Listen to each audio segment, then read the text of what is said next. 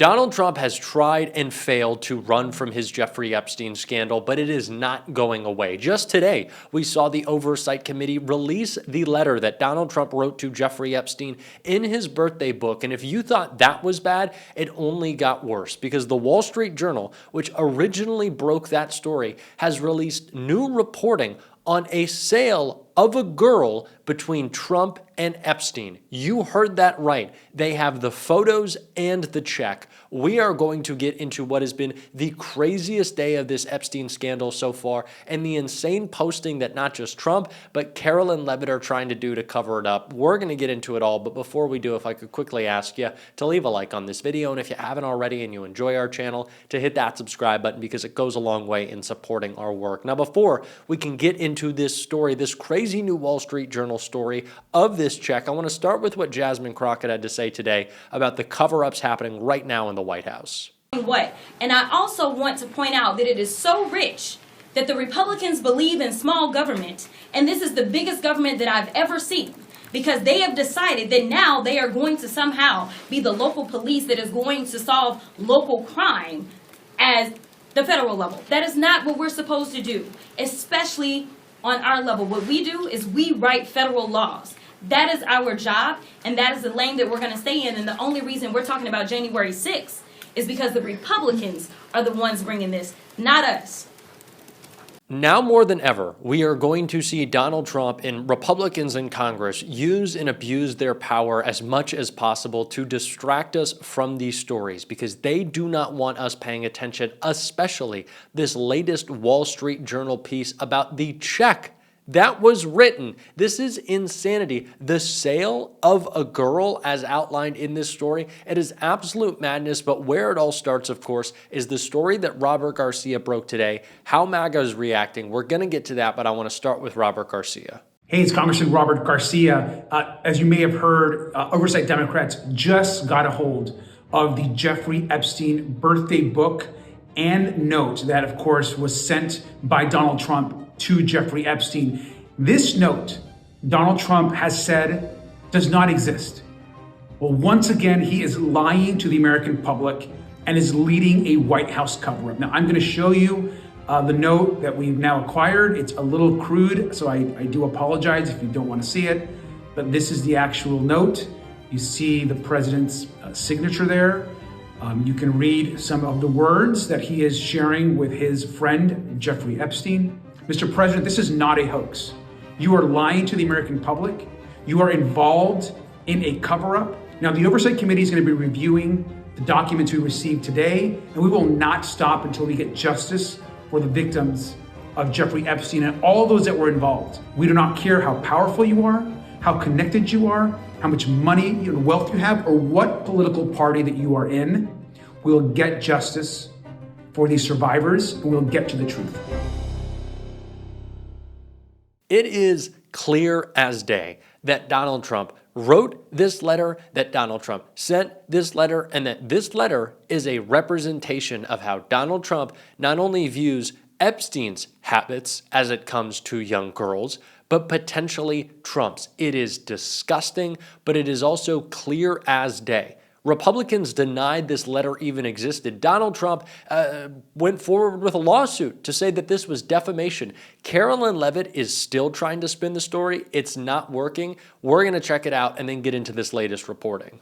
As you can see here, it couldn't be clearer that Donald Trump's signature on this letter matches other authenticated signatures of Donald Trump's at the same time. But of course, Carolyn Levitt had to jump in and write the latest piece published by the Wall Street Journal proves this entire birthday card story is false. As I have said all along, it's very clear President Trump did not draw this picture and he did not sign it. President Trump's legal team will continue to aggressively pursue litigation. Furthermore, the reporter who wrote this hatchet job reached out for comment at the exact same minute he published his story, giving us no time to respond. This is fake news to perpetuate the Democrat Epstein hoax. The Democrat Epstein hoax?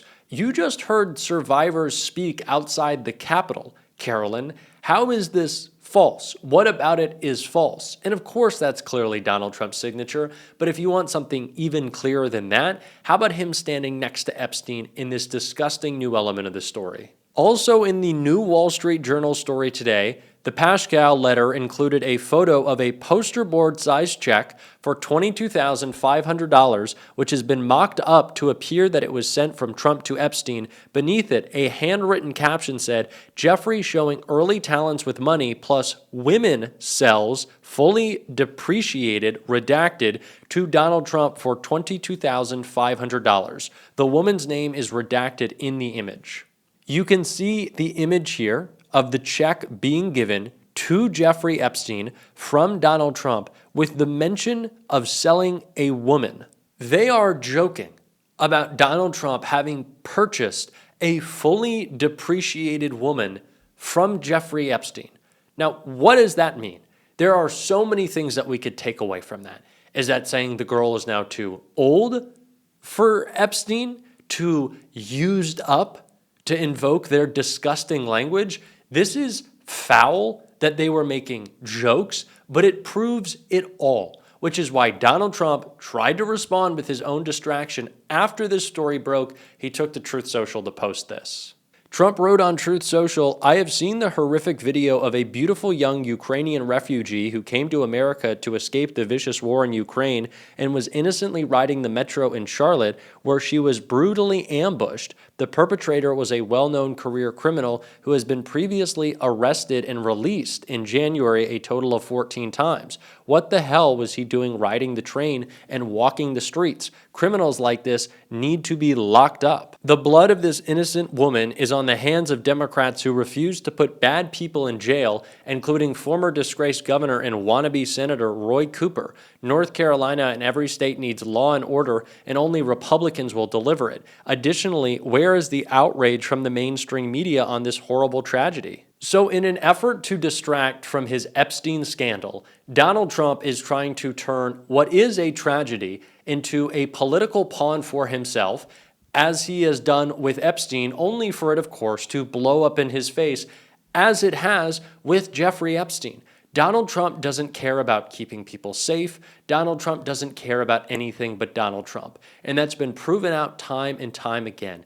This Epstein letter is a disgrace. That check is abominable. I don't know how anyone can see any of this and think anything other than that Donald Trump, now more than ever, has always been completely unqualified, not for the presidency, but to exist in public life. This is a criminal. This is a disgusting human being. And if you are willing to bend the knee to this guy, it means you're not only a coward and pathetic, it means that you are at the same level of disgust that he is. And you should think about that, Republicans, before you give it all away to Donald Trump even more. And that is exactly what we heard called out by our friends at MSNBC, specifically Tim Miller, responding to this story. Yeah, well, I think it's their instinct to lie, for starters. Was when they're presented with inconvenient information, it's easier for them to talk about the fake news and blame the fake news than actually engage on the merits.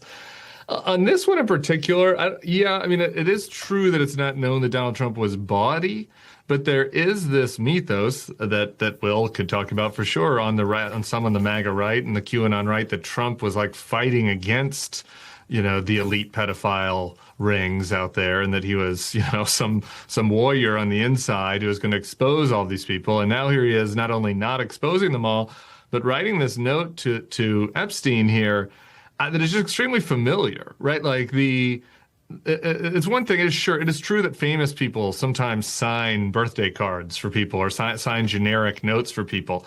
That is not what we're seeing here. I mean, we have this drawing of what appears to be a young woman, I would say, and Donald Trump talking about how they share certain things in common, about how they have all these wonderful secrets together. I mean, it's a letter from two guys that get in trouble together and have a bromance. That's what this is. It's not some generic letter. And so I think that's why they probably are more sensitive about it, because it's not as if it's just two famous people getting their picture together at another famous person's party. It's more intimate. I hear you on that. But I don't think would it be surprising that Donald Trump wrote something like this to one of his friends? No, even if that friend did turn out to be a creep, I'm not sure it would be surprising. I don't know if that inherently means that Donald Trump himself is also engaging in the same behavior. He was interacting with lots of people. I think making that jump is is easier to do if the person is being cagey about it and strange and not admitting to just some obvious things. When you're not saying, yeah, I wrote this, I did do this picture. No, it's not me. Somebody else drew it. It's not my signature. When it looks exactly like your signature, that starts to raise more questions.